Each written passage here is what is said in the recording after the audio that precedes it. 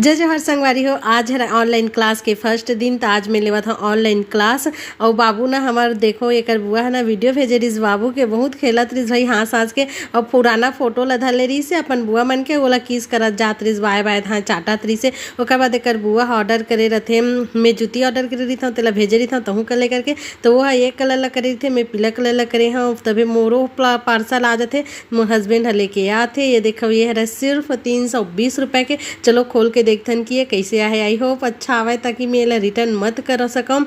और खोल के देखो तो मोला एकर कलर भी बहुत अच्छा लगी से, एम्ब्रॉयडरी भी बहुत अच्छा लगी से, ड्रेस भी अच्छा लगी। तो मोला कैसे लगी बताऊँ। ओकर बाद हो जाते शाम तो शाम के हमला भूख लग जाते तो हमन खाथन 5 टोकी पिला में बना देता हूँ। इस तरह से हमेशा मैं 2 मिनट की मैगी बनाता हूँ। आज बनाए हमें 10 मिनट की मैगी। इतना टेस्टी लगी ना यार मैं का बताऊँ। सच में कभी तुम इस तरह से बनाऊँ टमाटर मिर्ची सब चीज़ डाल के बनाऊँ बहुत अच्छा लगते भाई। अब तो मोर हस्बैंड यही वाला खाऊँ